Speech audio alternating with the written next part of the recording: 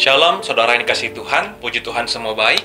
Start with God hari ini diambil dari kitab Mazmur 49 ayat 21 dengan tema kekayaan rohani yang melimpah. Nah, firman Tuhan berkata seperti ini dalam Mazmur 49 ayat 21. Manusia dengan segala kegemilangannya tidak mempunyai pengertian, boleh disamakan dengan hewan yang dibinasakan.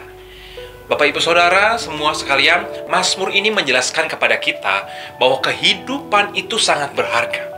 Jauh lebih berharga dari apapun yang ada di dunia ini.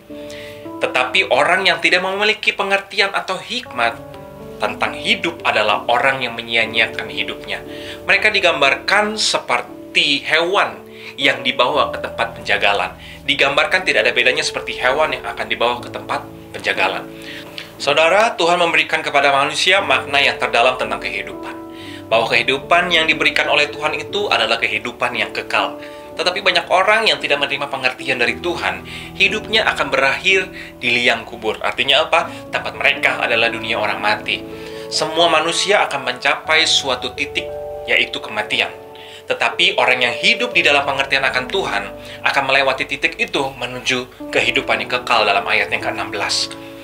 Hidup orang yang tidak punya pengertian adalah orang yang percaya akan harta bendanya dan yang memegahkan diri dengan kekayaan yang banyak dan juga yang percaya pada dirinya sendiri.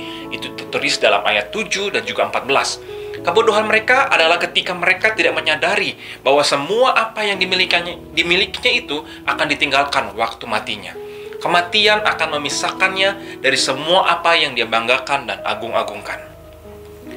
Berbeda dengan binatang, manusia selama hidupnya harus memenuhi dua kebutuhan, yaitu kebutuhan jasmani dan juga kebutuhan rohani. Jika ditanya, mana yang harus lebih diutamakan?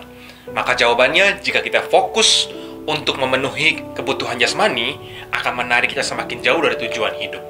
Namun, jika kita mendahulukan kebutuhan rohani, maka kita akan dimampukan dan ditolong untuk mencukupi kebutuhan jasmani kita. Selagi kita hidup di dunia, barang tentu kita membutuhkan pakaian, makanan, tempat tinggal, dan lain sebagainya untuk memenuhi kebutuhan jasmani kita. Namun, untuk memperoleh semuanya itu, kita membutuhkan kekayaan rohani untuk mengendalikan kebutuhan jasmani kita. Kemiskinan rohani bisa terjadi karena kita tidak tahu akan adanya kebutuhan rohani yang harus kita penuhi. Tapi bisa juga kita menyadari bahwa ada kebutuhan rohani yang harus kita penuhi. Namun, karena kita merasa bahwa itu bukan kebutuhan yang mendesak, akhirnya membuat kita semakin lama semakin jauh di dalam kemiskinan rohani, yang berakibat akan menghilangnya kehidupan abadi yang diberikan oleh Tuhan, yaitu kehidupan kekal. Dalam Yohanes pasal ke-6 ayat 27, Tuhan Yesus mengatakan, "Bekerjalah bukan untuk makanan yang akan dapat binasa, melainkan untuk makanan yang bertahan sampai kepada hidup yang kekal yang akan diberikan anak manusia." Maka, saudara, selama kita hidup untuk tetap berhikmat, bahwa selama kita hidup tentunya kita membutuhkan kebutuhan jasmani. Bahkan tidak salah jika kita memiliki kekayaan jasmani. Namun, lebih daripada itu, kita memiliki kekayaan rohani yang melimpah.